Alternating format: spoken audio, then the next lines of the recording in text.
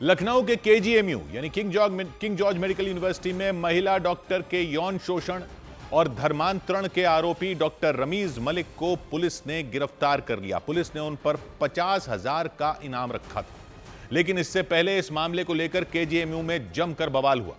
हंगामा तब हुआ जब उत्तर प्रदेश महिला आयोग की उपाध्यक्ष अपर्णा यादव इस मामले पर प्रेस कॉन्फ्रेंस करने केजीएमयू पहुंच गई और उनके वहां पहुंचने के बाद उनके साथ आए लोगों ने डॉक्टर रमीजुद्दीन नाइक उर्फ रमीज मलिक के खिलाफ नारेबाजी शुरू कर दी।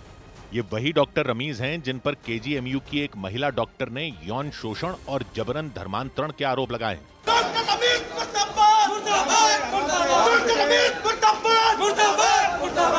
बवाल तब शुरू हुआ जब अपर्णा यादव के पहुंचने पर भी केजीएमयू की vice chancellor doctor Sonia Nityanand का चेंबर बंद मिला। इस पर लोगों ने हंगामा शुरू कर दिया। वहां जय श्री राम के नारे लगाए गए।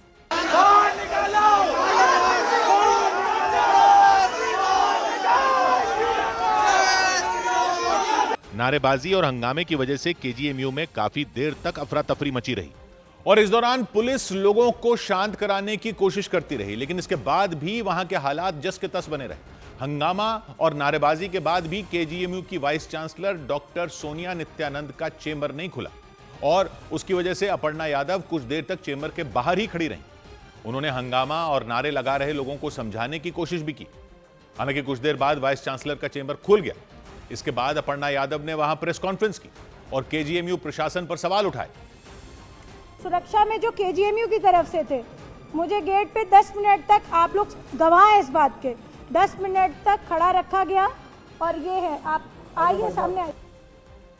और तो और अपर्णा यादव ने इस पूरे मामले में केजीएमयू प्रशासन की भूमिका पर भी सवाल उठाए और मीडिया के सामने आरोपी डॉक्टर रमीज से जुड़ी कई बातें रखी। और केजीएमयू में महिला डॉक्टर के यौन शोषण और उन पर धर्म बदलने के लिए दबाव डालने का मामला तब सामने आया था जब 17 दिसंबर को पीड़ित ने खुदकुशी करने की कोशिश की थी और उसके बाद उन्हें गंभीर हालत में केजीएमयू के ट्रॉमा सेंटर में भर्ती कराया गया था। हालांकि किसी तरह उनकी जान बच गई थी। पीड़ित के पिता ने आरोप लगाया था कि केजीएमयू के ही रेजिडेंट डॉक्टर रमीज मलिक ने उनकी बेटी को पहले अपने प्यार के जाल में फंसाया और फिर शादी करने के लिए उन पर इस्लाम अपनाने का दबाव बनाया था, जबकि डॉक्टर रमीज पहले से शादीशुदा हैं। दावा किया गया कि डॉक्टर रमीज ने पिछले साल फरवरी में हिंदू समुदाय की एक लड़की का धर्मांतरण कराया था, फिर उससे शादी कर ली थी। इसके बाद पीड़ित ने केजीएमयू प्रशासन से डॉक्टर रमीज की शिकायत की थी। शिकायत पर केजीएमयू प्रशासन ने आरोपों की जांच के लिए विशाखा कमेटी बना दी थी। उसी दौरान महिला डॉक्टर के पिता ने महिला आयोग से और मुख्यमंत्री जनसुनवाई पोर्टल पर मामले की शिकायत की थी। उसके बाद 22 दिसंबर को यूपी महिला आयोग की उपाध्यक्ष अपर्णा यादव ने मामले में कार्रवाई का भरोसा दिया था। 2 दिन बाद 24 दिसंबर को विशाखा कमेटी की शुरुआती रिपोर्ट आई और उस रिपोर्ट के आधार पर केजीएमयू प्रशासन ने डॉक्टर रमीज को सस्पेंड कर दिया था। उसके कैंपस में आने पर भी रोक लगा दी गई थी। हालांकि अपर्णा यादव ने दावा किया कि मामले में एक्शन नहीं होने पर पीड़ित ने महिला आयोग से इंसाफ की गुहार लगाई थी। क्या वो बच्ची ने क्या पहले कंप्लेन नहीं करी थी प्रॉक्टर से? यहाँ पे उन्होंने पहली बार जरूर कंप्लेन करी थी और जो है जब उसका समाधान नहीं निकला तो वो बच्ची महिला आयोग आई। उन्होंने यह भी आरोप लगाया कि महिला आयोग में शिकायत करने पर पीड़ित डॉक्टर को केजीएमयू प्रशासन की तरफ से धमकाया गया था और राज्य महिला आयोग की तरफ से जानकारी दी गई कि पीड़ित ने अपनी शिकायत में डॉक्टर रमीज पर यौन शोषण, मारपीट, शादीशुदा होने की बात छिपाने और जबरन धर्म बदलवाने की कोशिश करने का आरोप लगाया था। और प्रेस कॉन्फ्रेंस के दौरान अपर्णा यादव ने केजीएमयू के प्रोफेसर वाहिद अली और प्रोफेसर सुरेश बाबू का जिक्र किया। उन्होंने आरोप लगाया कि डॉक्टर रमीज के भागने के बाद ये दोनों कई दिन तक उनके संपर्क में थे। जब डॉक्टर रमीज मलिक यहाँ से भागा और प्रशासनिक दबाव में आया महिला आयोग के संज्ञान के बाद 10 दिन तक इन दोनों लोगों की उससे बात हुई है। अपर्णा यादव ने दावा किया कि पीड़ित डॉक्टर ने अपनी शिकायत में जबरन धर्म बदलवाने की कोशिश का भी आरोप लगाया था। हालांकि केजीएमयू की विशाखा कमेटी ने इस बात से इनकार कर दिया। उसमें जो मेन एलिगेशन विक्टिम ने लगाई थी वो था emotional, physical and mental harassment की। वहां पर कोई कन्वर्जन या किसी और ऐसी चीज की कोई एलिगेशन नहीं थी। विशाखा कमेटी ने इस बात का भी दावा किया कि शुरुआती रिपोर्ट में डॉक्टर रमीज मानसिक प्रताड़ना और यौन शोषण के दोषी पाए गए थे। उसके बाद डॉक्टर रमीज के खिलाफ कार्रवाई करते हुए उन्हें सस्पेंड कर दिया गया था। जांच होने तक उनके कैंपस में आने पर भी रोक लगा दी गई थी। कमेटी की तरफ से जानकारी दी गई कि 23 दिसंबर को पीड़ित ने रमीज के खिलाफ एफआईआर दर्ज कराई थी और उसके बाद से रमीज फरार हो गए थे। बाद में विशाखा कमेटी ने अपनी जांच आगे बढ़ाई। जांच में पता चला कि पीड़ित और डॉक्टर रमीज काफी वक्त से रिश्ते में थे और पिछले साल जुलाई महीने से दोनों लखनऊ के एक इलाके में साथ रह रहे थे। लेकिन दोनों के बीच झगड़ा तब शुरू हुआ जब महिला डॉक्टर को यह बात पता चली कि डॉक्टर रमीज पहले से शादीशुदा। वो उसको फॉल्स प्रॉमिसेस देता था, मिसलीड करता था कि मेरी शादी नहीं हुई और मैं तुझसे शादी करूँगा। एंड अगर वो नहीं मानती थी तो फिर उसको फिजिकली एंड मेंटली हैरेस कर रहा था। तो आरोप यह भी है कि डॉक्टर रमीज सोशल मीडिया पर महिला डॉक्टर के वीडियो और तस्वीरें लीक करने का डर दिखाकर उन्हें ब्लैकमेल कर रहे और उसी वजह से परेशान होकर उस महिला डॉक्टर ने खुदकुशी करने की कोशिश की थी। पुलिस की जांच में सामने आया कि डॉक्टर रमीज उत्तराखंड के खटीमा के रहने वाले हैं और इसी वजह से लखनऊ में उनके घर से लेकर उत्तराखंड में भी उनकी तलाश शुरू कर दी गई। यहां तक कि डॉक्टर रमीज पर 50,000 रुपए का इनाम रखा गया। पुलिस ने लखनऊ के हुसैनाबाद इलाके में उनके घर पर कुर्की का नोटिस भी चिपकाया।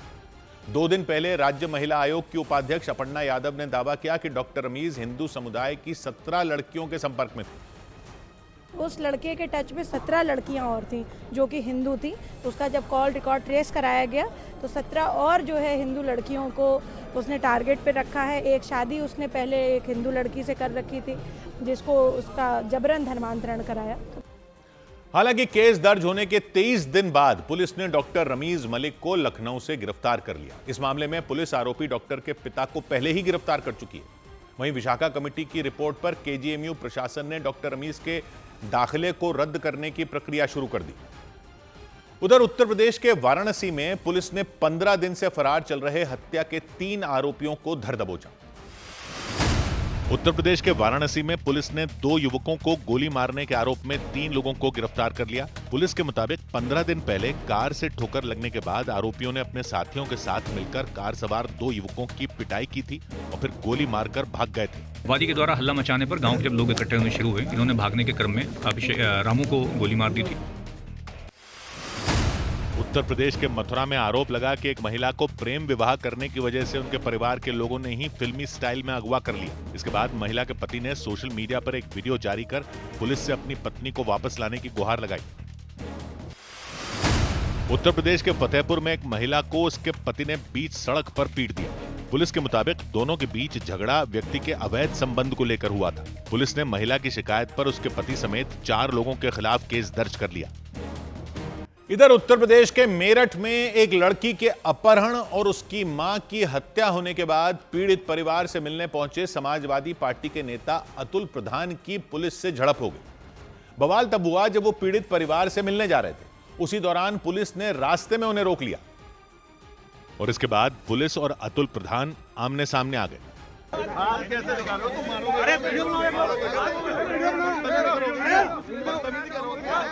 इसके बाद समाजवादी पार्टी के नेता अतुल प्रधान के समर्थक भी पुलिस से भिड़ गए। उनके और पुलिस के बीच काफी देर तक धक्का मुक्की होती रही। इसके विरोध में अतुल प्रधान अपने समर्थकों के साथ कपसाड़ गांव के बाहर ही धरने पर बैठ गए। हालांकि बाद में उन्हें पीड़ित परिवार से मिलने की अनुमति दे दी गई। उन्होंने अगवा हुई लड़की के पिता और भाई से मुलाकात की और उन्हें आर्थिक सहायता दी। दूसरी तरफ समाजवादी पार्टी की महिला कार्यकर्ता भी पीड़ित परिवार के घर पहुंच गईं। उन्होंने वहां जमकर हंगामा कर दिया, पुलिस पर लापरवाही के आरोप लगाए और इसी का विरोध जताते हुए उन्होंने वहां मौजूद पुलिस कर्मियों के ऊपर चूड़ियां फेंक दी। चूड़ी पहने प्रशासन, चूड़ी पहन लो, ये रही चूड़ियां, पहनो सबके सब, यहाँ से पहनो। इस दौरान वो जोर जोर से पुलिस पर चिल्लाती नजर आईं। शासन प्रशासन भी चूड़ियां पहन ले वहाँ बैठ के, शर्म आनी चाहिए इन सबको। उनके मुताबिक प्रशासन ने भरोसा दिया था कि 24 घंटे में अगवा हुई लड़की को ढूंढ निकाला जाएगा, लेकिन ऐसा नहीं हो पाया। उन्होंने आरोप लगाया कि 24 घंटे से भी ज्यादा बीत गए, लेकिन न तो वो लड़की मिली और न ही एक भी आरोपी की गिरफ्तारी हुई और इसीलिए उन्होंने पुलिस के सामने जमकर प्रदर्शन किया। इससे पहले जब उस लड़की के परिवार वाले पुलिस के खिलाफ धरना दे रहे थे, तब भीम आर्मी के अध्यक्ष चंद्रशेखर आजाद ने एडीएम को धमकी दे दी। चंद्रशेखर आजाद पीड़ित परिवार से वीडियो कॉल पर बात कर रहे थे। और तभी उन्होंने वीडियो कॉल पर वहां खड़े एडीएम को धमकाना शुरू कर दिया। ये खड़े हुए हैं, एडीएम साहब खड़े हुए हैं, ये रे। उस लड़की के परिवार के धरने के वक्त चंद्रशेखर आजाद की पार्टी के कई नेता और कार्यकर्ता वहां मौजूद रहे। वो लड़की को जल्द से जल्द ढूंढने और आरोपियों की गिरफ्तारी करने की मांग कर रहे थे। इस दौरान चंद्रशेखर आजाद वीडियो कॉल के जरिए उस लड़की के परिवार वालों से बातचीत करते रहे। इससे पहले चंद्रशेखर आजाद ने कपसाड़ गांव में आने और जिला मुख्यालय का घेराव करने की चेतावनी भी दी थी और उनकी चेतावनी को देखते हुए गांव में भारी पुलिस फोर्स तैनात कर दी गई। ये सारा हंगामा इसलिए हुआ क्योंकि कुछ लड़कों पर आरोप लगा कि उन्होंने एक लड़की का अपहरण कर लिया और विरोध करने पर लड़की की मां की हत्या कर दी। लेकिन इस मामले में नया मोड़ तब आ गया जब उस लड़की के पड़ोसियों ने दावा किया कि उस लड़की ने अपने अपहरण की साजिश खुद रची थी। पड़ोसियों के मुताबिक दलित समुदाय की उस लड़की और अपहरण करने वाले राजपूत समुदाय के उस लड़के के बीच लंबे वक्त से प्रेम प्रसंग चल रहा था। कुछ वक्त पहले उस लड़की की शादी तय हो गई थी। इस बात से दोनों परेशान थे। दावा किया गया कि इसी वजह से उस लड़की ने अपने अपहरण की पूरी प्लानिंग की थी। जबकि उस लड़की के परिवार ने आरोप लगाया कि लड़के ने उनकी बेटी के साथ छेड़खानी की थी। इसके बाद लड़की की मां ने आरोपियों का विरोध किया था। आरोप है कि उसी दौरान उन लोगों ने उनकी हत्या कर दी और इसीलिए इस घटना के बाद उस गांव में बवाल मच गया। गुस्साए लोगों ने आरोपियों को पकड़ने की मांग को लेकर धरना दे दिया। उन्होंने मांग की कि जल्द से जल्द उस लड़की को घर लाया जाए। लेकिन 24 घंटे बीत जाने के बाद भी जब ऐसा नहीं हुआ तो गुस्साए लोगों ने पुलिस के खिलाफ नारेबाजी शुरू कर दी। लोगों ने आरोप लगाया कि कई घंटे बीत जाने के बाद भी उस लड़की का कोई सुराग नहीं मिला। विरोध कर रहे लोगों ने चेतावनी दे दी कि जब तक अगवा हुई लड़की नहीं मिलती वो उसकी मां का अंतिम संस्कार नहीं करेंगे। काफी देर तक वहां हंगामा चलता रहा। हालांकि बाद में प्रशासन के समझाने और आर्थिक मदद मिलने का आश्वासन मिलने के बाद परिवार के लोग अंतिम संस्कार के लिए राजी हो गए। इसके बाद पुलिस ने उस लड़की की तलाश भी तेज कर दी। पुलिस की 10 टीमें उस लड़की को ढूंढने में जुट गई। लेकिन इस बीच उस लड़की के पड़ोसियों ने दावा किया कि वो लड़की अगवाई नहीं हुई बल्कि खुद उन लड़कों के साथ चली गई। उन पड़ोसियों के मुताबिक वो लड़की और आरोपी लड़का कुछ वक्त पहले एक साथ पकड़े गए थे। इसके बाद गांव में पंचायत भी बुलाई गई थी। पंचायत हुई थी तो उसमें इन्हें जो पैसे दिए गए थे ताकि मामला शांत हो जाए और ये अपनी लड़की की शादी वगैरह कुछ करवा दें उन पैसों से। तो इन्होंने अब तक शादी भी नहीं करवाई थी, अब फिर ये केस हो गया। पड़ोसियों के मुताबिक वो लड़की बालिग है जबकि वो लड़का नाबालिग है और दावा किया गया कि वो लड़की ही उस लड़के को अपने साथ भगा कर ले गई। लेकिन लड़की के परिवार वालों ने उसके नाबालिग होने का दावा किया। उन्होंने आरोप लगाया कि आरोपी लड़कों ने पहले छेड़खानी की फिर उस लड़की की मां की हत्या कर दी। लेकिन पड़ोसियों के मुताबिक उस लड़की ने खुद ही अपनी मां की हत्या की साजिश रची थी। लड़की ने फोन करा उस लड़के को जब लड़का गया वहाँ। लड़की का ये नहीं था कि मतलब लड़के का कि हम उसे मार देंगे लड़की की माँ को, ऐसा कुछ नहीं था। वो लड़की ने खुद मारा है उस लड़की की माँ को। हालांकि उस लड़की के पिता ने उस लड़की के अगवा होने और अपनी पत्नी की हत्या होने के पीछे कुछ और ही वजह बताई। उन्होंने लड़के को छेड़खानी करा तो घर वाले ने विरोध उठाया। उन्होंने उसको फरसे से काट दिया और लड़की को उठा कर ले गए। इसके बाद पुलिस ने आरोपी लड़के के परिवार वालों को हिरासत में ले लिया और उनसे पूछताछ कर आरोपी और उस लड़की का पता लगाने में जुट गए। इधर उत्तर प्रदेश के मुरादाबाद में आवारा कुत्ते के हमले में एक बच्ची घायल हो गई। उत्तर प्रदेश के मुरादाबाद में एक आवारा कुत्ते ने एक बच्ची पर खौफनाक तरीके से हमला कर दिया। बच्ची अपनी मां के साथ सड़क से गुजर रही थी, तभी उस कुत्ते ने उस पर झपट्टा मारा और वो घायल हो गई। उत्तर प्रदेश के सहारनपुर में एक दुकान पर सामान लेने के दौरान मनोज मित्तल नाम के डॉक्टर अचानक बेहोश हो गए। उन्हें तुरंत अस्पताल ले जाया गया जहां उनकी जान नहीं बचाई जा सकी। डॉक्टरों ने दावा किया कि उनकी मौत दिल का दौरा पड़ने से हुई। उत्तर प्रदेश के एटा में कुछ बच्चों के खेलने के झगड़े में दो पक्षों के बीच हिंसक झड़प हो गई। दोनों पक्षों के लोगों ने एक दूसरे पर जमकर डंडे बरसा दिए और मारपीट के दौरान गाली गलौज भी हुई। उधर दिल्ली के कोंडली इलाके में एक पार्क में बैठे बच्चों को एक पार्षद ने जमकर डांट लगाई और हंगामा हो गया। वहां मुनेश डेढ़ा नाम की वो बीजेपी पार्षद अचानक पार्क में निरीक्षण करने पहुंचे। तभी उन्होंने पार्क में मौजूद कुछ बच्चों से पूछताछ शुरू कर दी। यहाँ क्या कर रही हो? तो आग तापने के लिए घर नहीं है? हाँ? उम्र क्या है? इधर आओ भाई, तुम दोनों इधर आओ। उम्र क्या है तुम लोगों की? 15। पार्षद ने बच्चों के पार्क में बैठने पर उन्हें डांटना शुरू कर दिया, जिससे वो बुरी तरह घबरा गए। जबकि पार्षद के मुताबिक उन्हें शिकायत मिली थी कि कुछ लोग देर रात तक उस पार्क में बैठते हैं, जिसके बाद कुछ लोगों के साथ वो खुद ही पार्क का जायजा लेने पहुंच गई थी। इस दौरान उन्होंने बच्चों को डांट लगा दी। उन्होंने वहां मौजूद लड़के लड़कियों से कई तरह के सवाल पूछे। ये कौन है? ये तो उधर ही रहते हैं। तो यहाँ क्या कर रहे हैं तुम्हारे साथ? कुछ नहीं, आप ताप रहे हैं तो। फोन नंबर बताओ। अभी तू भैया नहीं चलाते। इस दौरान पार्षद ने लड़के लड़कियों के साथ में बैठने पर आपत्ति जताई। हालांकि उन बच्चों ने एक दूसरे को पहचानने से इनकार कर दिया। उन्होंने दावा किया कि वो सिर्फ आग सेकने के लिए साथ वहां बैठे थे और इसके बावजूद वो पार्षद लगातार उनसे सवाल पूछती रही। उन्होंने तेज आवाज में उन बच्चों से उनकी पहचान पूछी, जिस पर थोड़ी देर के लिए वो बच्चे घबरा गए, लेकिन वो अपनी बात पर डटे रहे कि वो एक दूसरे को नहीं पहचानते, आग तापने के लिए बैठे थे। इस बीच पार्षद ने वहां मौजूद एक लड़के से उसके घर वालों का नंबर मांगा। हाँ, नंबर बताओ, अपने पापा का नंबर बताओ। इस बीच वो लड़का लगातार कहता रहा कि वो सिर्फ घूमने के लिए वहां आया था और ठंड होने की वजह से वो जल रही आग के पास बैठ गया था। वो नहीं जानता, मैं तो आया था, बैठा था, आग जली हुई थी। तो मतलब तुम इसे नहीं जानते, तुम्हें नहीं जानते, आग ताप रहे हो।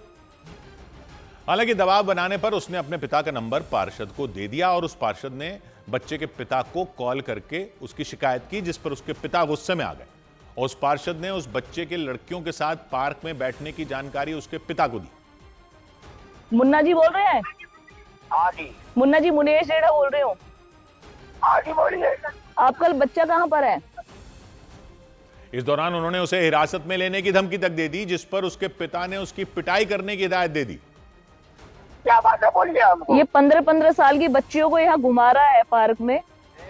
बैठा था, मैं पसंद से नहीं घुमाया। क्या काम करता है रात को ये जो पार्क में बैठा रहता है? कि आपके घर के आसपास आग नहीं जलती? उसको मारिए। मारिए, मैं इसे थाने में बंद करवाती हूँ अभी। और कॉल काटने के बाद उस पार्षद ने उस लड़के को जमकर फटकार लगाई। इसके बाद उन्होंने वहां मौजूद लड़की को भी खूब डांटा, जिससे वो बुरी तरह सहम गई। पार्षद ने उसे उसके घर वालों का नाम लेकर डराया धमकाया और उससे भी उसके पिता का नंबर मांगा। नाम क्या है? मुसलमान हो? हाँ, तुम्हारा नाम क्या है? शर्म नहीं आती तुम्हें? कितनी उम्र है तेरी? 15। इधर आ, इधर आ। पापा का नाम बता जल्दी। नाम वो फोन नंबर बोल, फटाफट बोल। फोन नहीं अगर बंद कर दिया ना एक बार। बच्ची ने मोबाइल नहीं होने की बात कही तो पार्षद भड़क गई। इसके बाद उन्होंने उसके साथ आई बच्ची से मोबाइल नंबर मांगा और उन बच्चों को फिर डांटना शुरू कर दिया। उन लोगों ने जब उन बच्चों की तलाशी ली तो वो हैरान रह गए, क्योंकि उनके पास से दावा किया गया कि नशे करने वाली चीजें बरामद की गई। और इसके बाद पार्षद ने उन बच्चों को डांट लगाते हुए नशे की चीजें जब्त कर ली। साथ ही उनके परिजनों को भी जानकारी दी। ये देखो, ये छोटी छोटी सी बच्चियां इसमें एक प्यारे रजाउद्दीन स्मैक ले रही है और इन्हें पिला कौन रहे हैं? रजाउद्दीन। कहां जा रहा है हमारा देश? इस बीच उन्होंने उस पार्क में बैठे बाकी लड़के लड़कियों को भी जबरदस्त फटकार लगाई। तो फ्रेंड इस तरीके में बैठती है? घुटने में प्रॉब्लम है, तो घुटने का प्रॉब्लम यही सही करेंगे। घुटने का प्रॉब्लम तुम सही करोगे। उन्होंने उन लड़के लड़कियों से उनका आईडी कार्ड मांगा, कोई भी पहचान मांगी उन्हें जेल में बंद करने की धमकी दी। इसके अलावा पार्क में दिखने पर सख्त कार्रवाई करने की चेतावनी भी दी। और इस बीच जानकारी मिलने पर एक बच्ची की मां भी पार्क पहुंच गई। उन्होंने उन लड़कों पर छोटी छोटी बच्चियों को नशे की चीज देने का आरोप लगाया, जिस पर भड़की पार्षद ने उन लड़कों को गलती नहीं दोहराने की सख्त चेतावनी दी। ये पहली बार है कि आप लोगों को आज थाने में दे रही हूँ, इसके बाद ऑन द स्पॉट आप लोगों का फैसला यहीं पे करेंगे। इसके अलावा वहां मौजूद हर लड़के लड़की को पार्क की गरिमा बनाए रखने का निर्देश दिया गया।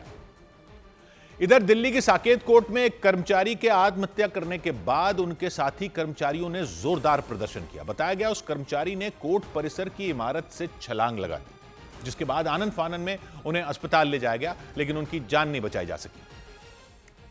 और उनकी मौत पर भड़के कर्मचारियों ने साकेत कोर्ट के परिसर में जमकर प्रदर्शन किया। इस दौरान उन लोगों ने हरीश नाम के उस कर्मचारी को न्याय दिलाने की मांग की।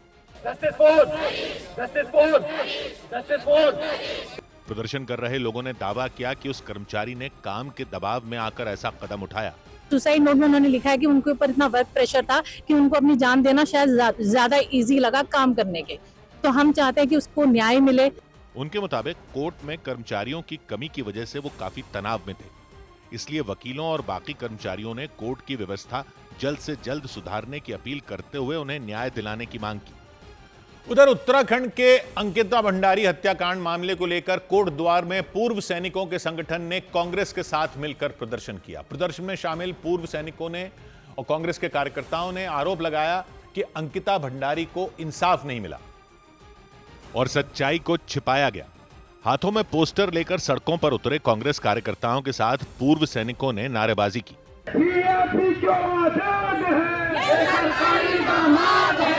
प्रदर्शनकारियों ने उन लोगों के खिलाफ भी नारे लगाए जो अंकिता को इंसाफ दिलाने के लिए चल रहे प्रदर्शन में शामिल नहीं हुए।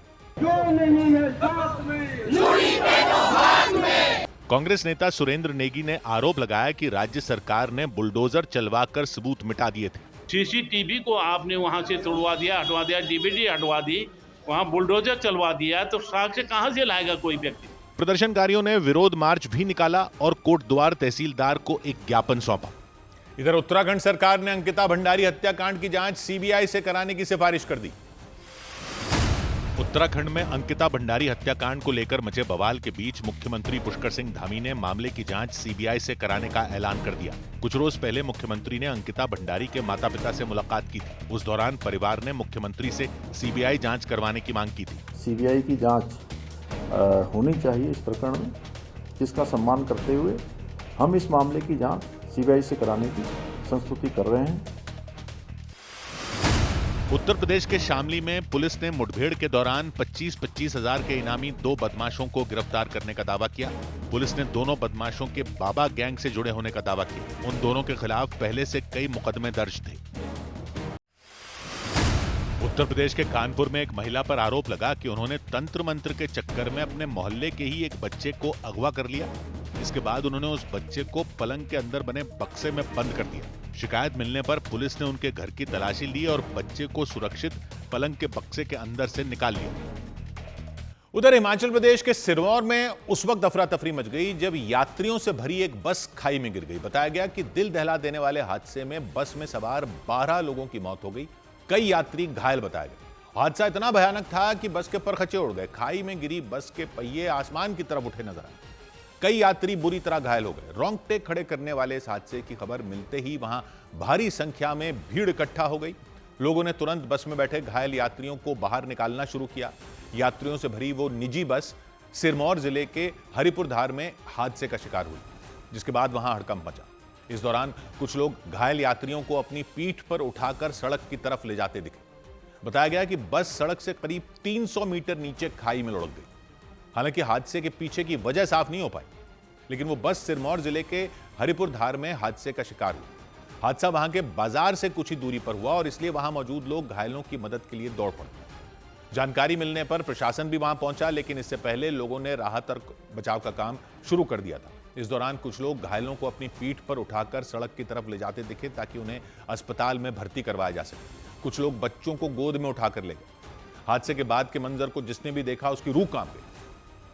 इधर बिहार के गयाजी जिले में एक ट्रेन पर पथराव करने वाले एक आरोपी को रेलवे पुलिस ने गिरफ्तार कर लिया। बताया गया कि Jammu Tawi express train Gayaji junction की तरफ जा रही थी, लेकिन इसी बीच उस आरोपी ने ट्रेन पर पथराव कर दिया और जम्मू तवी एक्सप्रेस ट्रेन में मौजूद कुछ लोगों ने इसका वीडियो रिकॉर्ड कर लिया। उस वीडियो में वो आरोपी एक रेलवे ट्रैक पर खड़ा नजर आया और वहां से पत्थर उठाकर ट्रेन पर फेंकता दिखाई दिया।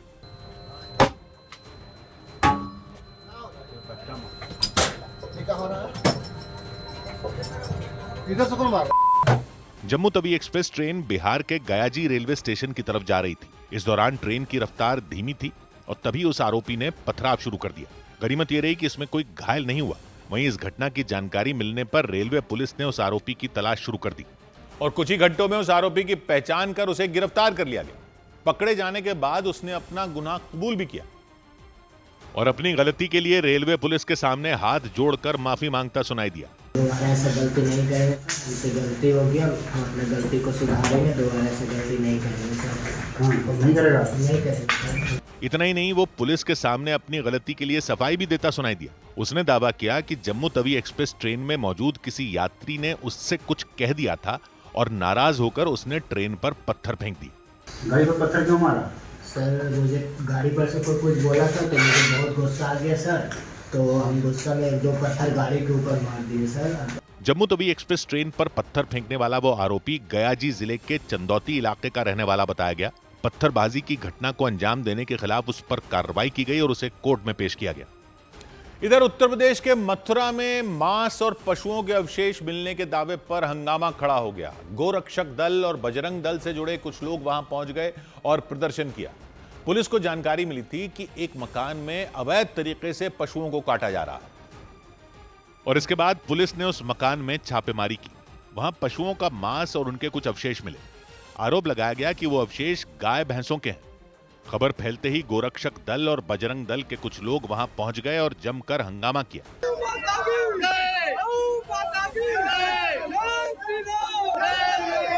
उस मकान से पशुओं की खालें भी मिली और उन्हें जांच के लिए लैब भेज दिया गया।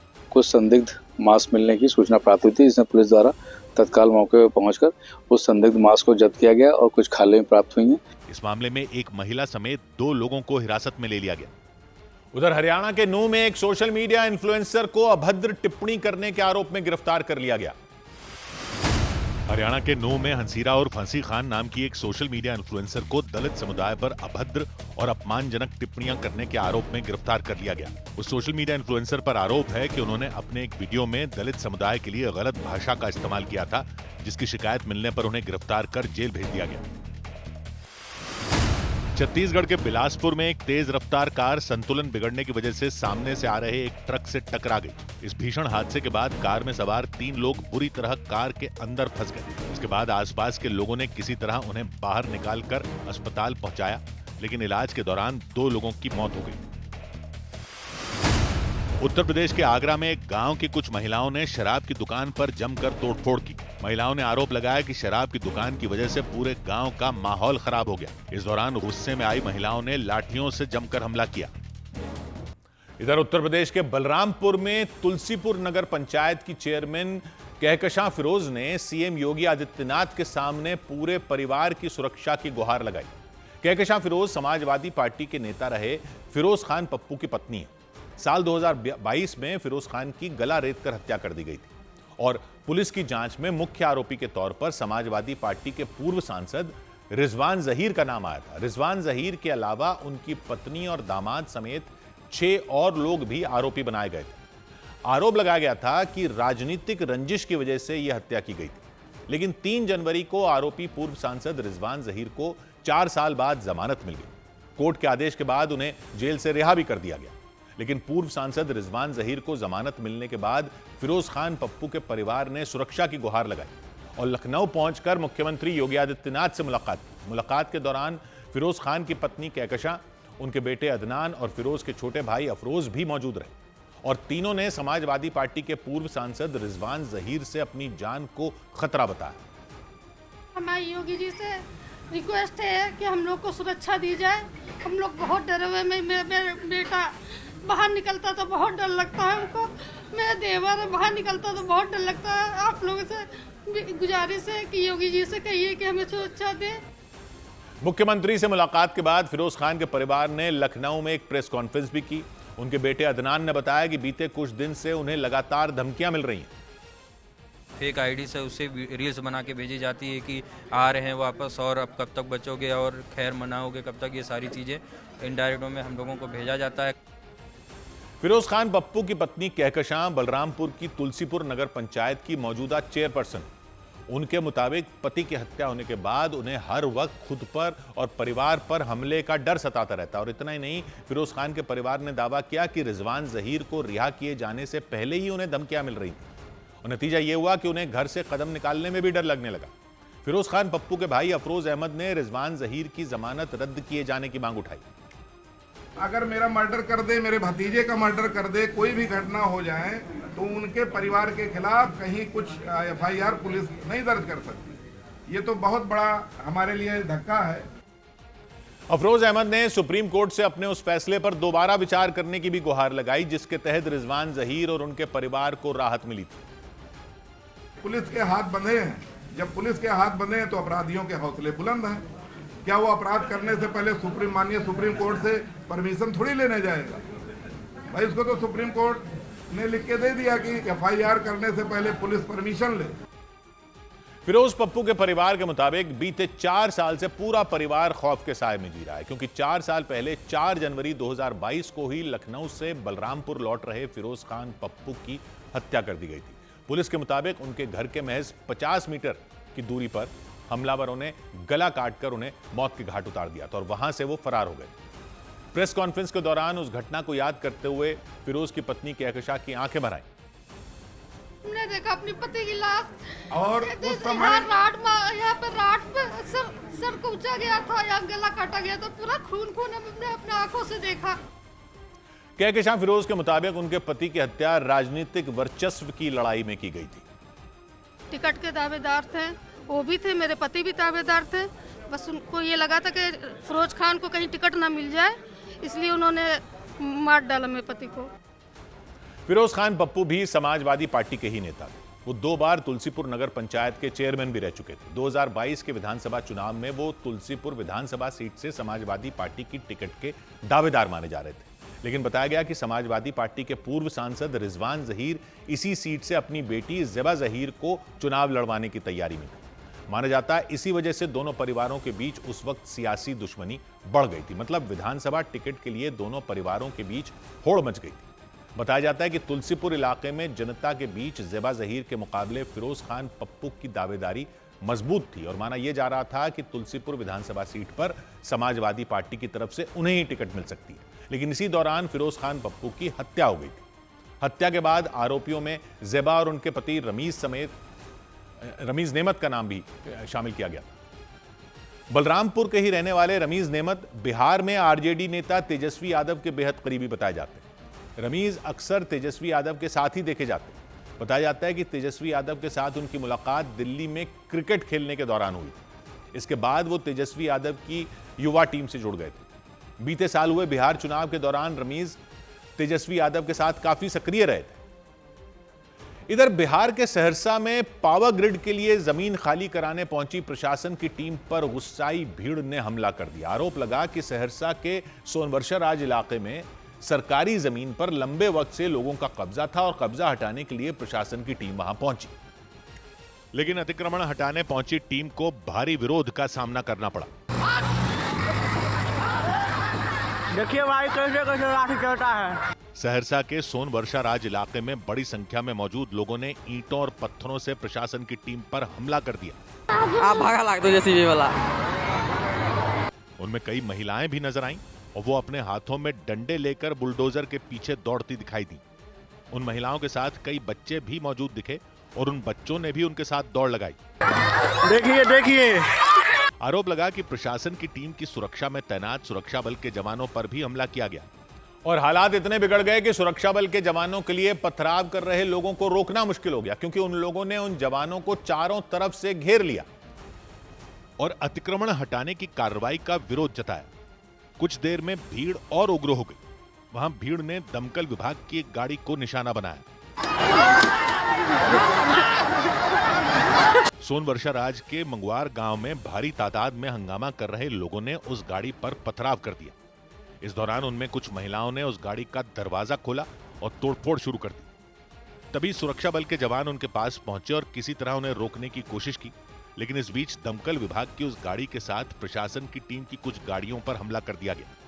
इसके बाद तो अतिक्रमण हटाने की कार्रवाई रोकनी पड़ गई और बताया गया कि पथराव की वजह से कुछ अधिकारी घायल भी हो गए। आरोप लगा कि सोनवर्षा राज के मंगवार गांव में लोगों ने सरकार की जमीन पर अवैध तरीके से कब्जा कर लिया था और सहरसा जिले के डीएम के निर्देश पर प्रशासन की टीम वहां जमीन खाली करवाने के लिए पहुंची थी, लेकिन प्रशासन की टीम अवैध कब्जा हटाने में कामयाब नहीं हो पाई, क्योंकि भीड़ ने ईंट पत्थरों और डंडों से टीम पर हमला कर दिया।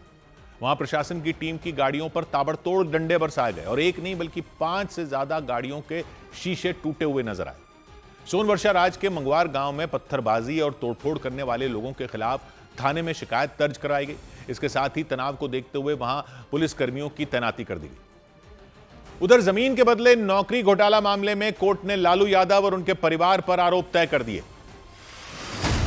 लैंड फॉर जॉब यानी जमीन के बदले नौकरी घोटाला मामले में लालू यादव और उनके परिवार समेत 40 से ज्यादा आरोपियों पर कोर्ट ने आरोप तय कर दिए। सीबीआई की विशेष अदालत ने सभी पक्षों की दलीलें सुनने के बाद ये फैसला सुनाया। आरोप है कि लालू यादव के रेल मंत्री रहने के दौरान रेलवे में ग्रुप डी की नौकरियों के बदले जमीन ली गई थी। महाराष्ट्र के बीड में कव्वाली कार्यक्रम के दौरान एनसीपी अजीत पवार गुट के नेता मुजीब शेख पर नोट फेंके गए। कार्यक्रम के दौरान लोगों ने उन्हें कंधों पर उठाया और उन पर नोट बरसाए। केंद्रीय जांच एजेंसी सीबीआई ने बिजली के क्षेत्र में रिसर्च करने वाली संस्था सीपीआरआई के संयुक्त निदेशक को रिश्वत लेने के आरोप में गिरफ्तार कर लिया। उन पर 9,50,000 रुपए की रिश्वत मांगने का आरोप लगा। सीबीआई ने गिरफ्तारी से पहले चलाए गए सर्च ऑपरेशन में उनके ठिकानों से 76 लाख रुपए कैश बरामद करने का दावा किया। इधर उत्तर प्रदेश के मुरादाबाद में एक कॉलेज के अंदर एक छात्र को आग लगाने वाले आरोपी छात्र को पुलिस ने गिरफ्तार कर लिया। बताया गया कि आरोपी छात्र ने दूसरे छात्र के पैरों पर पेट्रोल जैसी कोई चीज डाली और उसमें आग लगा दी। इसकी वजह से वो तुरंत आग की लपटों में घिर गया और आसपास मौजूद दूसरे छात्र आग बुझाने के लिए दौड़ पड़े। किसी ने अपना स्वेटर उतारकर आग बुझाने की कोशिश की। एक छात्र पानी की बड़ी बोतल से आग बुझाने की कोशिश में जुट गया। घटना की जानकारी मिलते ही कॉलेज में हंगामा हो गया, जिसके बाद बुरी तरह से झुलसे उस छात्र को अस्पताल में भर्ती करवाया गया। शिकायत मिलने पर पुलिस भी मामले की जांच में जुट गई। उसके ऊपर एक छात्र ने ज्वलनशील पदार्थ फेंक दिया और उसके थाइस पे लगा। उसके बाद उसने लाइटर जला दी। पुलिस के मुताबिक उसने आरोपी छात्र को हिरासत में लेकर पूछताछ की। इस दौरान उसने मजाक में आग लगाने का दावा किया। उधर बिहार के पश्चिम चंपारण जिले में कई साल से बंद पड़े एक सरकारी अस्पताल को देखकर विधायक भड़क गए। वाल्मीकि नगर विधानसभा क्षेत्र के कांग्रेस विधायक सुरेंद्र प्रसाद कुशवाहा को उस सरकारी अस्पताल के बंद होने की शिकायत मिली। इसके बाद वो वहां औचक निरीक्षण करने के लिए पहुंच गए, लेकिन उस सरकारी अस्पताल के गेट पर ताला लटका नजर आया। बढ़िया से बनाइए इसको, समझे? लग रहा है कि इसका ताला कभी खुल भी नहीं किया। पश्चिम चंपारण के बगहा में मौजूद उस सरकारी अस्पताल के बाहर ताला लटकता हुआ देखकर विधायक सुरेंद्र प्रसाद कुशवाहा नाराज हो गए। जांच उपरांत बंद पाया गया विधायक। बताया गया कि बगहा के लक्ष्मीपुर सौराहा इलाके में 8 साल पहले वो सरकारी अस्पताल बना था, लेकिन वहां रहने वाले लोगों ने आरोप लगाया कि उद्घाटन के बाद ज्यादातर समय वो अस्पताल बंद ही रहा और परेशान होकर उन लोगों ने विधायक से शिकायत की। क्योंकि बगहा के लक्ष्मीपुर सौराहा इलाके में रहने वाले लोगों ने आरोप लगाया कि उस सरकारी अस्पताल में काम करने वाले डॉक्टर कभी भी वक्त पर नहीं पहुंचते, न किसी मरीज का इलाज किया जाता। और उन्होंने आरोप लगाया कि वहां सरकारी अस्पताल मौजूद होने के बावजूद उन्हें स्वास्थ्य सुविधाओं का फायदा नहीं मिल पाया। लक्ष्मीपुर सौराहा इलाके में बने उस अस्पताल के गेट के पास घास उगी हुई नजर आई। इसके साथ ही वहां तक पहुंचने के लिए कोई सुरक्षित रास्ता भी दिखाई नहीं दिया। यहाँ तक कि इस जगह पर आने के लिए कम से कम 10 फीट गड्ढा पार करके आना पड़ेगा। उस गड्ढे को भी लीजिए, एक बार सभी को नजर आए। शिकायत मिलने पर कांग्रेस विधायक सुरेंद्र प्रसाद कुशवाहा निरीक्षण करने के लिए वहां पहुंचे और उनकी मौजूदगी में लोगों ने उस अस्पताल के डॉक्टरों पर लापरवाही का आरोप लगाया। और उस स्वास्थ्य केंद्र की खस्ता हालत को देखकर सुरेंद्र प्रसाद कुशवाहा का गुस्सा फूट पड़ा। उन्होंने वहां के चिकित्सा अधिकारियों को फटकार लगाई और जल्द ही स्वास्थ्य व्यवस्था में सुधार करने के निर्देश दिए। इतना ही नहीं, कांग्रेस विधायक सुरेंद्र प्रसाद कुशवाहा ने सुधार न करने पर कड़ी कार्रवाई करने की चेतावनी दी। राजेश सिंह को अगवा कर रहा हूं कि अपने में सुधार नहीं ला रहे हैं और जो इधर उधर से पैरवी हम पर करवा रहे हैं, तो ये पैरवी करवाना छोड़ दें। इस चेतावनी के बाद लक्ष्मीपुर सौराहा के उस स्वास्थ्य केंद्र के प्रभारी डॉक्टर राजेश सिंह नीरज ने सफाई दी और वहां स्वास्थ्य व्यवस्था में सुधार की बात की। विधायक जी को अगर किसी तरह का दिक्कत होगा तो हम लोग उनसे बात करेंगे। हम अगर उनको कोई सुधार करने का जैसा सलाह देंगे वैसा हम उसको और अच्छा करने की कोशिश करेंगे। वहीं अस्पताल बंद होने के सवाल पर उन्होंने कोई जवाब नहीं दिया। उधर छत्तीसगढ़ के दंतेवाड़ा में 60 से ज्यादा नक्सलियों ने सरेंडर कर दिया। छत्तीसगढ़ के दंतेवाड़ा में 63 नक्सलियों ने सरेंडर कर दिया। उन सभी पर कुल मिलाकर 1.5 करोड़ रुपए से ज्यादा का इनाम था। बताया गया कि उन लोगों ने राज्य सरकार की लोन वराटू योजना से प्रभावित होकर हथियार छोड़ने का फैसला लिया। दिल्ली पुलिस ने डिजिटल अरेस्ट करके ठगी करने वाले गिरोह का पर्दाफाश करने का दावा किया। पुलिस ने इस मामले में एक प्राइवेट बैंक के 2 अधिकारियों समेत कुल 5 आरोपियों को गिरफ्तार किया। पुलिस के मुताबिक बैंक कर्मियों की मिलीभगत से फर्जी दस्तावेजों के जरिए बैंक खाते खोले गए थे। चंडीगढ़ पुलिस ने साइबर धोखाधड़ी करने वाले एक गिरोह का पर्दाफाश करने का दावा किया। आरोप है कि ये लोग क्रेडिट कार्ड के नाम पर लोगों से ठगी करते थे। एक पीड़ित की शिकायत मिलने के बाद चंडीगढ़ पुलिस ने दिल्ली के तिलक नगर इलाके में छापेमारी कर कई मोबाइल फोन और सिम कार्ड समेत 3 लोगों को गिरफ्तार कर लिया। गुजरात के सूरत में एक बस की चपेट में आने से एक व्यक्ति की जान चली गई। सड़क से गुजरने के दौरान एक मोटरसाइकिल का संतुलन बिगड़ गया और उस पर सवार वो व्यक्ति और उनके साथी दोनों लोग सड़क पर गिर गए। वहां सड़क पर उस बस के पहिए के नीचे आने से उस व्यक्ति की मौत हो गई। इधर पश्चिम बंगाल में टीएमसी का चुनाव प्रचार संभालने वाली फर्म आईपैक के दफ्तर पर ईडी की छापेमारी के बाद दिल्ली से लेकर कोलकाता तक बवाल मच गया। ममता बनर्जी की पार्टी के सांसदों ने दिल्ली में ईडी की कार्रवाई के खिलाफ मोर्चा खोल दिया। दिल्ली में टीएमसी के 8 सांसदों ने गृह मंत्रालय के बाहर प्रदर्शन शुरू कर दिया और ईडी पर मनमानी करने का आरोप लगाया। टीएमसी के सांसद हाथों में पोस्टर लेकर गृह मंत्रालय के गेट पर इकट्ठा हो गए। उन्होंने नारेबाजी शुरू कर दी। लोकतंत्र की हत्या बंद करो, बंद करो, बंद करो। लोकतंत्र की हत्या बंद करो, ईडी का दुरुपयोग बंद करो, ईडी का दुरुपयोग बंद करो, ईडी का दुरुपयोग बंद करो, बंद करो, बंद करो। टीएमसी सांसद डेरेक ओब्रायन, शताब्दी रॉय, महुआ मोइत्रा, बापी हल्दर, साकेत गोखले, प्रतिमा मंडल, कीर्ति आजाद और डॉक्टर शर्मिला प्रदर्शन में शामिल हुई। थोड़ी ही देर में वहां टीएमसी के कुछ समर्थक भी पहुंच गए। प्रदर्शनकारियों को रोकने के लिए गृह मंत्रालय की सुरक्षा में तैनात पुलिस वाले भी वहां पहुंच गए और माहौल और ज्यादा गर्मा गया। पुलिस के अधिकारी टीएमसी सांसदों को वहां से हट जाने और प्रदर्शन न करने की सलाह देते दिखे, लेकिन टीएमसी सांसद वहां से हटने को तैयार नहीं हुए। पुलिस वालों और टीएमसी सांसदों के बीच बहस शुरू हो गई। इसके बाद धरना प्रदर्शन पर अड़े सांसदों को हटाने के लिए पुलिस ने सख्ती दिखानी शुरू की। धक्का मुक्की जैसे हालात बन गए। पुलिस वालों के सख्ती दिखाते ही टीएमसी के सांसद सड़क पर बैठ गए। पुलिस वालों ने इसके बाद टीएमसी के सांसदों को उठाना शुरू कर दिया।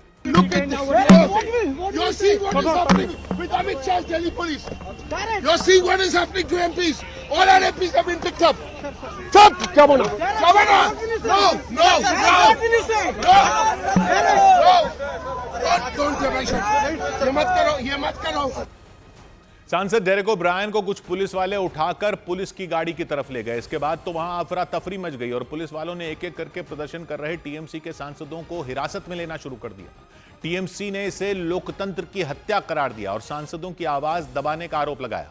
महिला पुलिस कर्मियों ने महुआ मोइत्रा को भी गृह मंत्रालय के गेट से उठाया और पुलिस वैन में बैठा दिया। इस दौरान वो लगातार नारेबाजी करती रहीं। शेम शेम अमित शाह हाय हाय ईडी को लुटेरा डकैती करके हमारा इंफॉर्मेशन ले रहा है। महुआ मोइत्रा ने आरोप लगाया कि बीजेपी के इशारे पर ईडी ने उनकी पार्टी से जुड़े दस्तावेजों पर डाका डाला।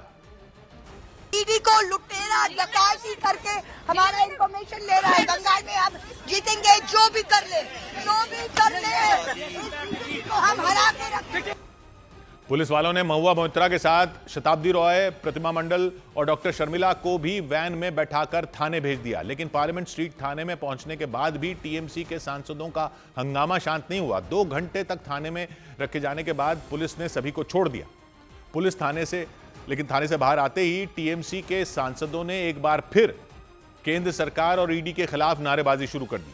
थाने से बाहर निकलते ही टीएमसी सांसद महुआ मोइत्रा ने आरोप लगाया कि ईडी ने उनकी पार्टी का काम देखने वाली आईपैक के दफ्तर से जरूरी दस्तावेज चुरा लिए।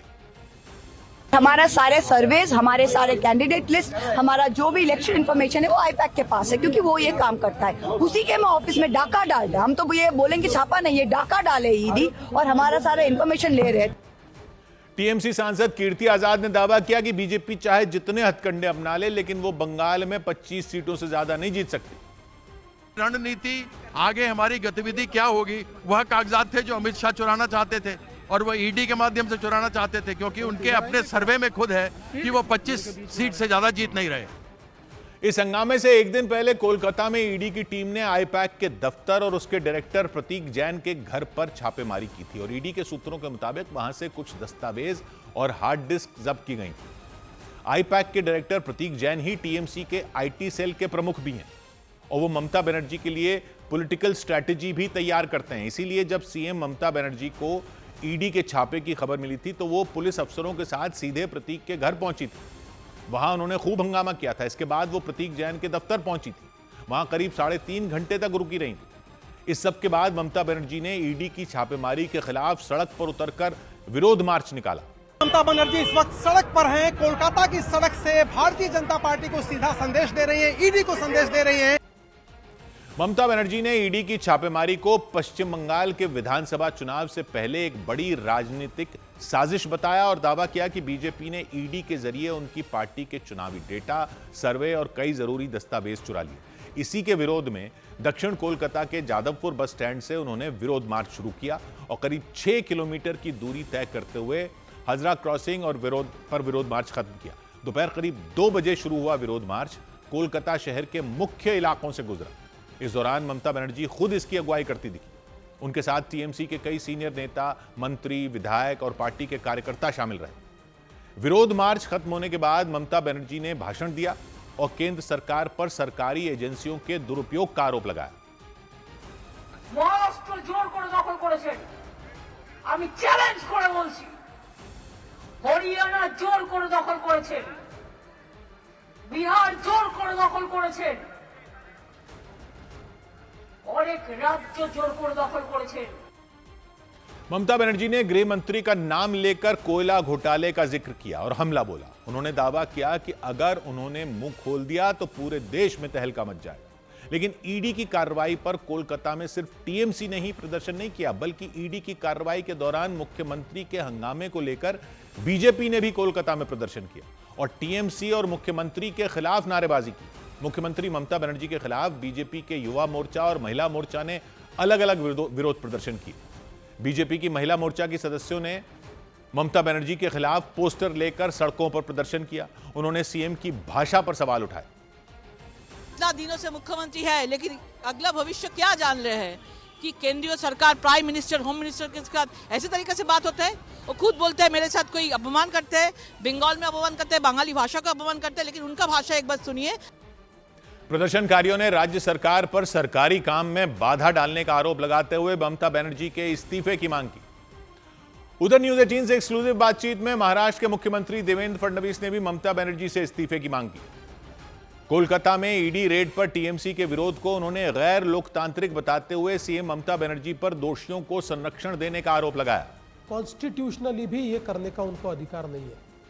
मतलब मैं तो ऐसा कहता हूं कि अभी तक कॉन्स्टिट्यूशन की दुहाई देने वाले, संविधान खतरे में कहने वाले, सबसे बड़ा संविधान तो अब खतरे में पड़ गया कि प्रदेश का मुख्यमंत्री इन्वेस्टिगेटिंग एजेंसी को रोककर उनके हाथ से फाइलें छीन रहा है। ये तो इस देश में इससे पहले कभी नहीं हुआ।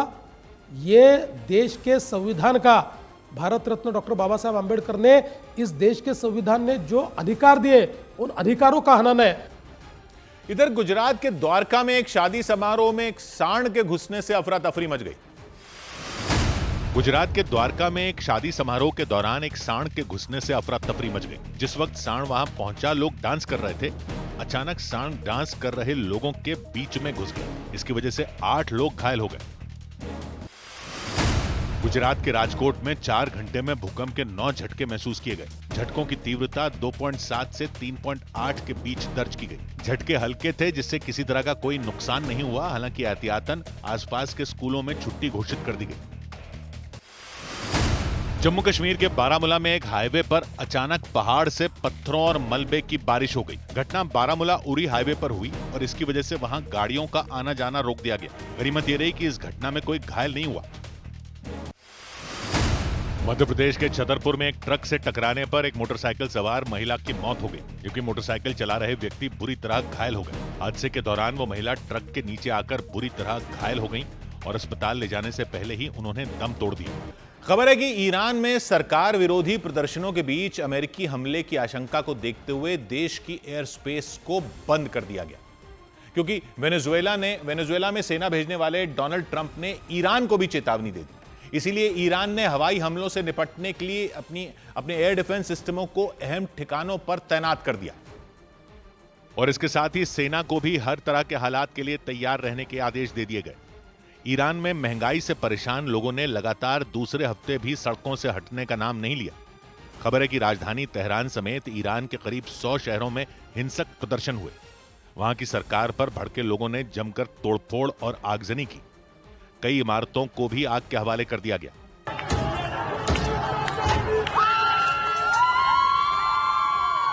ईरान की सड़कों पर रात के वक्त भी प्रदर्शनकारियों की भीड़ नजर आई और कई जगहों पर तो प्रदर्शन कर रहे लोगों और पुलिस के बीच जबरदस्त झड़प हो गई। न्यूज एजेंसी रॉयटर्स के मुताबिक ईरान में हिंसक प्रदर्शनों के दौरान करीब 45 लोगों की जान जा चुकी है। लेकिन इसके बाद भी सड़कों पर उतरे लोग पीछे हटने को तैयार नहीं दिखे। महंगाई की मार झेल रहे लोगों ने अपनी सरकार के खिलाफ एक सुर में आवाज उठाई। प्रदर्शन के दौरान वो तालियां पीटते और जोर जोर से चिल्लाते नजर आए। प्रदर्शनकारी इस कदर बेकाबू हो गए कि उन्हें संभाल पाना पुलिस के लिए भी मुश्किल हो गया। भड़के हुए लोगों ने जमकर तोड़फोड़ की और कई इलाकों की सूरत बिगाड़ दी। वहां हर चौक चौराहे पर आग की लपटें और धुआं उठता दिखाई दिया। देखकर ऐसा लगा जैसे वहां कोई गृह युद्ध छिड़ गया हो, क्योंकि ईरान के लोग अपनी सरकार की तमाम अपीलों के बावजूद सड़कों से हटने के लिए तैयार नहीं हुए। इस बीच अमेरिका ने प्रदर्शनकारियों को समर्थन देकर ईरान की मुश्किलें बढ़ा दी, क्योंकि ईरान में प्रदर्शन के दौरान हुई हिंसक घटनाओं में कई लोगों की जान चली गई। वहां से आई कई तस्वीरों में दिखा कि ईरान की पुलिस ने प्रदर्शनकारियों की भीड़ पर फायरिंग कर दी थी। इसीलिए अमेरिकी राष्ट्रपति ट्रंप ने आरोप लगाया कि ईरान की सरकार ने प्रदर्शन कर रहे लोगों की आवाज दबाने की कोशिश की। They've started shooting the hell out of people, and all of a sudden people without any weapons whatsoever are standing there and you have machine guns gunning them down, or they take them to prisons and then hang them and kill them. Trump ने प्रदर्शनकारियों का समर्थन करते हुए Iran पर हमले की चेतावनी दे डाली। उन्होंने साफ किया कि ईरान में लोगों पर हो रहे अत्याचार को बर्दाश्त नहीं किया जाएगा। So they played rough, and I said, if they do that, we're going to hit them very hard. We're going to hit them hard. We're ready to do it. Trump की इसी चेतावनी से ईरान में खलबली much गई। आशंका जताई जाने लगी कि अमेरिका एक बार फिर ईरान में सैन्य कार्रवाई शुरू कर सकता है, क्योंकि अमेरिका ने पिछले साल जून महीने में भी ईरान के कई परमाणु ठिकानों पर बमबारी कर दी थी। हालांकि उस वक्त अमेरिका अपने सहयोगी इजराइल की मदद के लिए लड़ाई के मैदान में कूदा था, क्योंकि तब इजराइल और ईरान में जंग छिड़ने की वजह से हालात बिगड़ गए थे। अमेरिका ने पिछले साल 22 जून को ईरान के 3 न्यूक्लियर अड्डों पर एयर स्ट्राइक कर दी थी, उन्हें भारी नुकसान पहुंचाने का दावा किया था। लेकिन उस हमले के 6 महीने के बाद दोनों देश एक बार फिर आमने सामने आ गए, क्योंकि अमेरिका ने ईरान में हो रहे हिंसक प्रदर्शनों के लिए ईरान की सरकार और वहां के सुप्रीम लीडर को जिम्मेदार बताया, जबकि ईरान ने अमेरिका और इजराइल पर गंभीर आरोप लगा दिए। उसने दावा किया कि अमेरिका और इजराइल के जासूसों ने ईरान में विद्रोह की आग को भड़काने का काम किया, ताकि देश में सियासी भूचाल लाया जा सके और तख्तापलट किया जा सके। ईरान में छिड़े बवाल के बीच वहां के supreme leader ayatollah Ali Khamenei ने अपने देश को संबोधित किया और सड़कों पर प्रदर्शन कर रहे लोगों से शांति की अपील की। उन्होंने अमेरिका पर साजिश रचने और हिंसा को हवा देने का आरोप लगाया, लेकिन ईरान के सुप्रीम लीडर की अपील का भी प्रदर्शनकारियों पर कोई असर नहीं हुआ। वो सड़कों से हटने को राजी नहीं हुए। हालांकि अमेरिका से मिली हमले की चेतावनी के बाद ईरान अलर्ट हो गया। उसने अपनी एयर स्पेस को बंद करने की घोषणा कर दी। देश के अंदर ही नहीं बल्कि विदेशों से आने वाली सैकड़ों उड़ानों को भी रद्द कर दिया गया। यही नहीं, पूरे ईरान में इंटरनेट और मोबाइल सेवाएं बंद किए जाने की भी खबरें आई। ईरान की सरकार ने बताया कि ये कदम सुरक्षा व्यवस्था को ध्यान में रखते हुए उठाए गए, ताकि हिंसक हो चुके विरोध प्रदर्शन को फैलने से रोका जा सके। लेकिन खबर है कि इस सख्ती के बीच ईरान ने अपनी सेना को भी तैयार रहने के आदेश दे दिए, और ऐसा इसलिए क्योंकि वेनेजुएला पर हमला करने वाले अमेरिका ने ईरान को भी चेतावनी दे डाली। पिछले हफ्ते ही अमेरिका ने वेनेजुएला में सैन्य कार्रवाई कर वहां के राष्ट्रपति को जबरदस्ती गिरफ्तार कर लिया था। बाद में वेनेजुएला के राष्ट्रपति निकोलस मदुरो के साथ उनकी पत्नी को भी अमेरिका की जेल में कैद कर दिया गया। माना जा रहा है कि इसीलिए ईरान ट्रंप की चेतावनियों को हल्के में नहीं ले रहा, क्योंकि वेनेजुएला में सेना भेजने वाले ट्रंप कब कौन सा कदम उठा लें इसका अंदाजा लगाना भी मुश्किल हो गया। यही वजह रही कि ईरान में भड़के विद्रोह के बीच वहां की सरकार ने अपनी सेना से हर तरह के हालात से निपटने के लिए तैयार रहने को कह दिया। लेकिन इस सब के बीच ईरान के सामने एक और परेशानी खड़ी हो गई, क्योंकि प्रदर्शन कर रहे लोगों ने ईरान से निकाले जा चुके वहां के क्राउन प्रिंस रिजा पहलवी के समर्थन में नारे लगाने शुरू कर दिए और ईरान की सत्ता उनके हाथ में सौंपने की मांग कर दी। तेहरान में प्रदर्शन के दौरान लोगों की भीड़ रिजा पहलवी के समर्थन में नारेबाजी करती दिखी।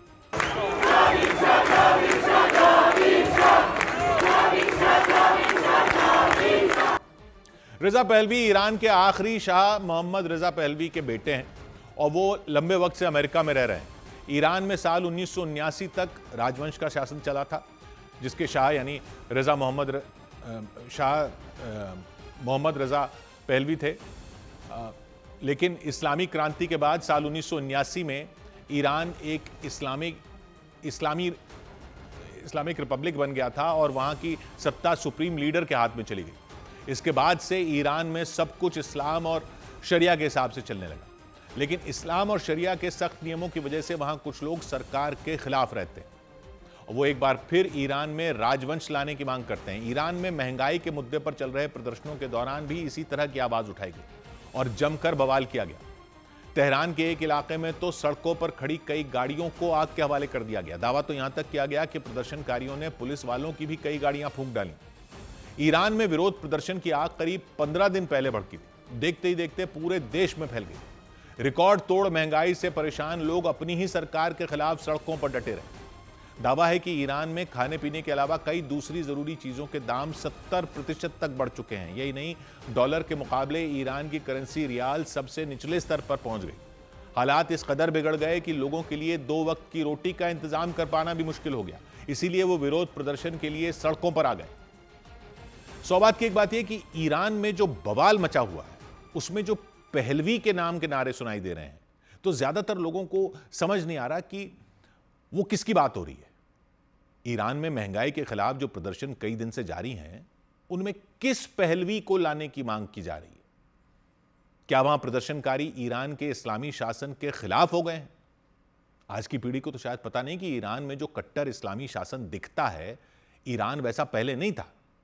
पहले मतलब बहुत पहले नहीं, 1979 तक भी, 1979 तक ईरान में शाह का राज था, शाह मोहम्मद रजा पहलवी का। तो क्या उसी मोहम्मद रजा पहलवी को वापस लाने के नारे लगाए जा रहे हैं ईरान में? नहीं, उस मोहम्मद रजा पहलवी की तो 1980 में मौत हो गई थी। अब उसके बेटे हैं पहलवी राजवंश के क्राउन प्रिंस, उनका नाम है रजा पहलवी। यह वाला पहलवी राज परिवार जो है उसका राज स्थापित हुआ था 1925 में ईरान में। रजा शाह पहलवी इस परिवार के पहले शाह बने थे ईरान के। फिर उनके बेटे शाह बने मोहम्मद रजा पहलवी, और अब हैं क्राउन प्रिंस रजा पहलवी जो अभी अमेरिका में रहते हैं। तो नाम थोड़े कंफ्यूजिंग है, पहले थे रजा शाह पहलवी, फिर मोहम्मद रजा पहलवी, अब हैं रजा पहलवी। अब जो ईरान की राजधानी तेहरान की सड़कों पर हजारों लोग इकट्ठा हुए दिख रहे हैं, पुलिस की गाड़ियां सायरन बजा रही हैं, गोलियां चल रही हैं, लेकिन लोग नहीं रुक रहे। आवाजें आ रही हैं, शाह को वापस लाओ, मौत हो इस तानाशाही की। वो नारे अमेरिका में रह रहे रजा पहलवी के समर्थन में लग रहे हैं। ईरान कह रहा है कि यह सब अमेरिका की शह पर करवाया जा रहा है, लेकिन पश्चिमी मीडिया की खबरें कहती हैं कि लोग अर्थव्यवस्था की बर्बादी से तंग आ चुके हैं, महिलाओं के अधिकारों के लिए लड़ रहे हैं। जैसे प्रदर्शन हिजाब का विरोध करने वाली महसा अमीनी की मौत के बाद शुरू हुए थे। लेकिन अब यह सिर्फ अर्थव्यवस्था में सुधार, महंगाई या अधिकारों की बात नहीं रह गई है। कह रहे हैं ये पूरे सिस्टम को उखाड़ फेंकने की मांग है, क्योंकि ईरान ऐसा नहीं था। ईरान पश्चिम एशिया का सबसे मॉडर्न समाज माना जाता था। आज जहां बुर्के दिखते हैं वहां महिलाएं स्कर्ट में और पश्चिमी कपड़ों में घूमती दिखती थीं। थोड़ा और पहले की बात करें तो 1921 में वहां कजर राज परिवार का राज था। एक फौजी अफसर थे वहां की फौज में, नाम था रजा खान। कहते हैं ब्रिटेन की ईरान के तेल पर नजर थी, तो ब्रिटेन की मदद से रजा खान ने वहां तख्ता पलट कर दिया 1921 में, और वो पहले वहां के प्रधानमंत्री बने। 1925 में ईरान के शाह बन गए और पुराने फारस के राजवंश के नाम पर अपना राजवंश स्थापित किया, पहलवी राजवंश, और ब्रिगेडियर जनरल रजा खान बन गए रजा शाह पहलवी। लेकिन दूसरा विश्व युद्ध आया तो ईरान के कई इलाकों पर ब्रिटेन और सोवियत संघ ने कब्जा कर लिया, क्योंकि आरोप था कि रजा शाह पहलवी ने जर्मनी के हिटलर से गठजोड़ कर लिया था।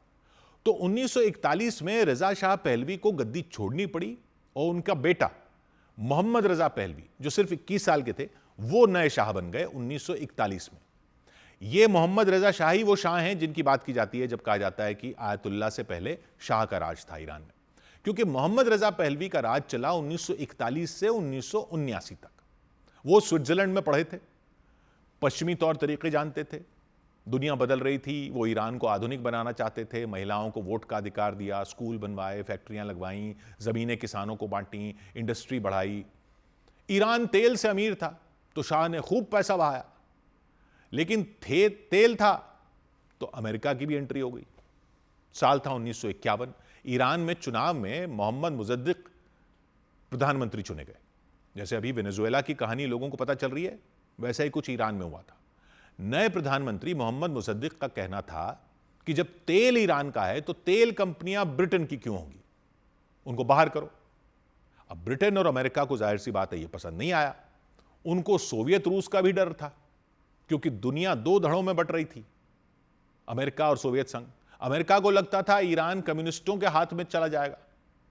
तो 1953 में कहते हैं अमेरिका की खुफिया एजेंसी CIA और ब्रिटेन की खुफिया एजेंसी MI6 ने मिलकर तख्ता पलट करवा दिया और शाह को फिर से ताकत दे दी। शाह अमेरिका के दोस्त बन गए।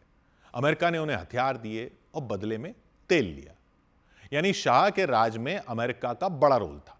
वो शाह को सपोर्ट करता रहा क्योंकि शाह पश्चिमी मानसिकता के माने जाते थे। इजराइल से भी उनकी दोस्ती थी और सोवियत संघ से दूरी बनाकर रखते थे।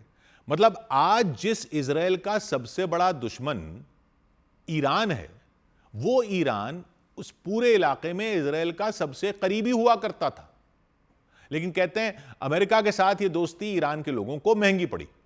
शाह की पुलिस क्रूर बताई जाती थी, विरोधियों को मारती थी, जेल में डालती थी। वहां के लोग इल्जाम लगाते थे कि शाह अमेरिका की कठपुतली हैं और शाह पर फिजूल खर्ची के बहुत आरोप लगते थे। शाह की रईसी की जैसे कोई सीमा ही नहीं थी। कहते हैं 1971 में शाह ने फारस साम्राज्य के 2500 साल पूरे होने के नाम पर दुनिया की सबसे महंगी पार्टी की। जगह थी परसेपोलिस, रेगिस्तान में। वहां टेंट सिटी बनाई, आलीशान 5 स्टार टेंट, फ्रांस से शेफ बुलाए, 18 टन शाही खाना बना, 25,000 बोतल वाइन बही, 2700 किलो मीट बना। दुनिया भर के राजा महाराजा आए, 60 से ज्यादा राजा महाराजा, राजा रानी वहां पहुंचे। आज के पैसों में कहते हैं ये पार्टी 50 करोड़ डॉलर की थी, यानी लगभग 4,500 करोड़ रुपए की पार्टी हुई।